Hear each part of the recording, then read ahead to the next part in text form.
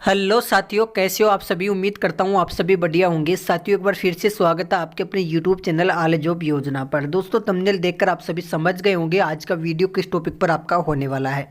साथियों, आपने भी बीएसटीसी 2025 के लिए आवेदन किया है और आपके आवेदन के अंदर किसी भी प्रकार की गलती हो गई है, जैसे गलती आपके नाम में या फिर आपकी जन्म डेट में या कैटेगरी में या आपके एड्रेस या फिर आधार कार्ड नंबर या मोबाइल नंबर, ईमेल आईडी या किसी भी प्रकार की तमाम कोई भी प्रकार की गलती हो गई है, जैसे फादर्स नेम, मदर्स नेम, किसी भी प्रकार की कोई गलती हो गई है और अब आपको चिंता हो रही है कि आखिरकार हम उसे कैसे सुधार पाएंगे। दोस्तों, इसकी पूरी जानकारी आज की इस वीडियो के अंदर आपको देने वाला हूं। केवल 5 मिनट के अंदर आपका संशोधन है वो हो जाएगा। दोस्तों, कैसे संशोधन करना है बीएसटीसी 2025 के आवेदन के अंदर, पूरी जानकारी स्टेप बाय स्टेप आज की इस वीडियो में देखने को मिलेगी। साथियों, यदि आप मेरे साथ जुड़ना चाहते हो अपने व्हाट्सएप ग्रुप और टेलीग्राम ग्रुप के अंदर, जहां पर मैं बीएसटीसी और रीट भर्ती परीक्षाओं से संबंधित लगातार आपको अपडेट देता रहता हूं, तो दोस्तों आप जेन्युइन अपडेट के लिए मेरे व्हाट्सएप ग्रुप और टेलीग्राम ग्रुप के अंदर ज्वाइन हो जाइएगा, जिसका लिंक वीडियो के डिस्क्रिप्शन में आपको दे रखा है। तो तुरंत जाइए और अभी ज्वाइन हो जाइए दोनों जगह पे। तो चलिए दोस्तों, अब बात करते हैं बीएसटीसी 2025 के करेक्शन के बारे में। तो चाहे दोस्तों आपका नाम में गलती हो या फिर आपकी जन्म डेट में गलती हो या माता पिता के नेम में, कैटेगरी, आधार, किसी भी प्रकार की मान लीजिए आपने गलती कर दी है ना, तो दोस्तों आप उसमें संशोधन कर सकते हैं। अब दोस्तों बात कैसे करते हैं कि संशोधन कैसे कर पाएंगे। दोस्तों, संशोधन करने के लिए आपके पास दो तरीके हैं। दोस्तों, पहला तरीका तो है आपके पास कि आपकी जो करेक्शन डेट आएगी ना, उसके आधार पर आप संशोधन कर पाएंगे। तो दोस्तों, हर बार करेक्शन डेट आती है सुधार करने की, चाहे कोई सी भी भर्ती प्रक्रिया हो, उसके अंदर लगभग आपको अतिरिक्त शुल्क के साथ उसके अंदर करेक्शन करने का मौका दिया जाता है विभाग की तरफ से।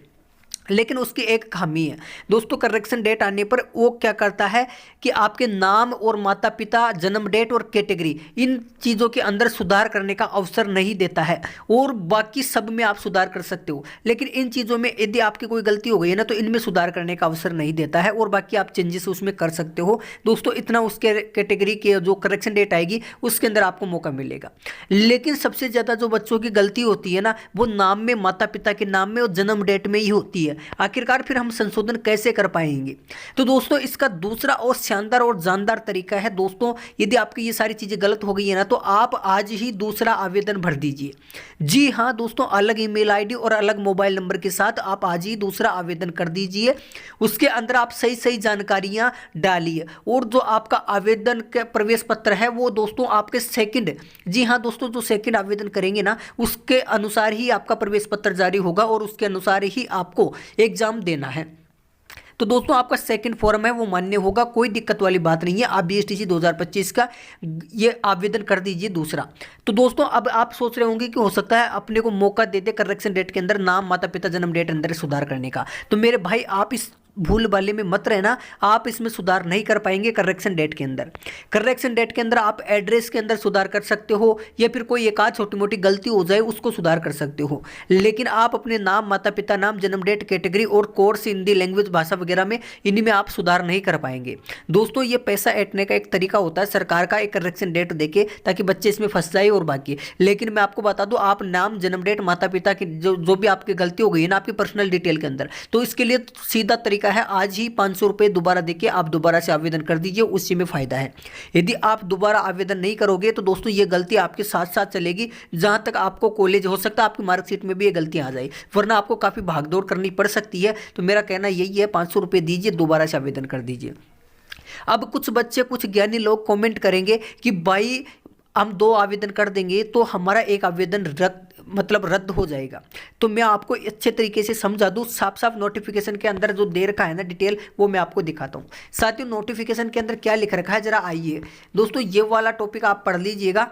यदि किसी अभ्यर्थी ने एक से अधिक आवेदन किया है, अब अंतिम भरा हुआ आवेदन ही मान्य होगा और उसी के आधार पर आपका प्रवेश पत्र जारी किया जाएगा।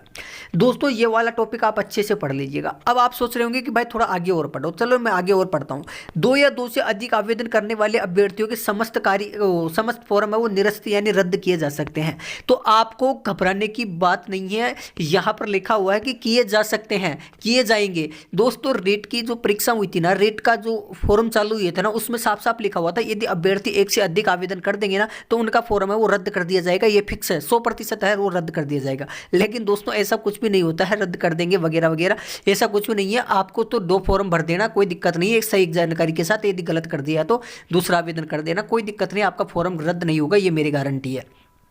ये सिर्फ इनके गाइड जो दिशा निर्देश होती है ये होते हैं, बाकी आपको गुमराह करने के लिए ये सारी चीज़ें दी जाती है कि आप यहाँ पर गलतियाँ कम से कम करें, नोटिफिकेशन पढ़ के आप आवेदन करें। ये सारी चीज़ें आपको दिखाने या आपको समझाने के लिए, आपको डराने के लिए होती है। बाकी कोई दिक्कत नहीं है, आप 2 आवेदन कर दीजिएगा। यदि आपके फर्स्ट में गलती हो गई है तो आप 500 रुपये में जीव मत दबाना, वरना आपको ये गलतियाँ आगे भी परेशान कर सकती है। तो मैंने आपको जो सारी चीज़ें हैं ना वो बताई है।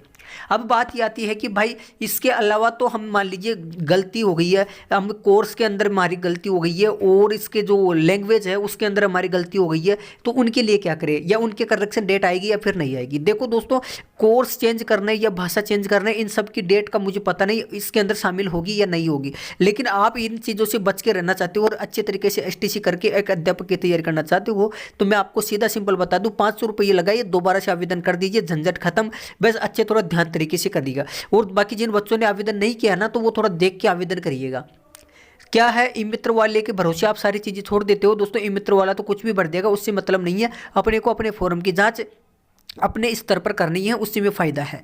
तो बाकी आप अपना नुकसान स्वयं करवा लोगे। तो बाकी जिन बच्चों ने यहाँ पर है ना गलतियां कर दी है ना, तो उनका एक ही समाधान है, आप दोबारा से आवेदन कर दीजिएगा। और हाँ, मान लीजिए आपके माता पिता और आपकी कैटेगरी और जो आपके खुद का नाम है, आपकी जन्म डेट है, यदि इनमें गलती नहीं हुई है या फिर अन्य किसी और चीज़ें में गलती हो गई है, जैसे आपके किसी एड्रेस में या किसी ईमेल आईडी में, इन चीज़ों में गलती हो गई, तो आप इनमें बिल्कुल भी सुधार मत करना और इनके लिए आप दूसरा आवेदन भी मत करना। क्योंकि दोस्तों सबसे मोस्ट इंपॉर्टेंट एक ही चीज़ होती है, आपका नाम सही होना चाहिए, आपके माता पिता का नाम, आपकी जन्म डेट और आपकी जो कैटेगरी है ना ये सही होनी चाहिए। क्योंकि इसी के आधार पर आपको कॉलेज अलॉटमेंट होंगे और इसी के आधार पर आपको एसटी कोटे का यहाँ पर जो फायदा है वो मिलने वाला है, या जो भी आपका कोटा होता है आपकी कैटेगरी का उसका आपको फायदा मिलने वाला है। तो ये थोड़ा ध्यान में रखना।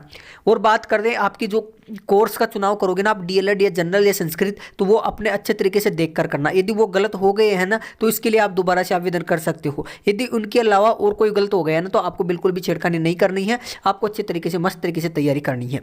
क्योंकि दोस्तों ये सारी चीज़ें गलत नहीं होनी चाहिए, इन्हीं में दिक्कत होती है, बाकी इन सभी चीज़ों को और कोई देखने वाला नहीं है। तो आप अच्छे तरीके से अपने यहाँ पर तैयारी करते रहिएगा और अच्छे से अपने एग्जाम की तैयारी करते रहिएगा और अच्छे से एग्जाम देना, कोई दिक्कत वाली बात नहीं है। और बाकी मेरे को कमेंट सेक्शन में आप बता सकते हो कि आपके आवेदन में कौन कौन सी गलतियाँ हो गई है और आप उनमें सुधार करवाना चाहते हो। यदि अभी तक आपने कोई गलती नहीं की है या फिर आपने अभी तक आवेदन नहीं किया है तो दोस्तों आप अच्छे से आवेदन करना। बाकी जिन बच्चों ने अभी तक अपने चैनल को है ना सब्सक्राइब नहीं किया है ना तो अभी जाइए और चैनल को सब्सक्राइब कर लीजिएगा और कमेंट सेक्शन में कमेंट कर दीजिएगा। और अपना व्हाट्सएप ग्रुप और टेलीग्राम ग्रुप का लिंक है ना वीडियो के डिस्क्रिप्शन में आपको दे रखा है, तो तुरंत जाइए भाई साहब उससे ज्वाइन कर लीजिए, क्योंकि वहाँ पर सभी प्रकार के सरकारी वैकेंसियों से संबंधित अपडेट देखने को मिलती है। तो दोस्तों अभी के लिए इतना काफ़ी, मिलते हैं आपको एक अगले वीडियो में एक नई जानकारी के साथ। दोस्तों तब तक के लिए धन्यवाद।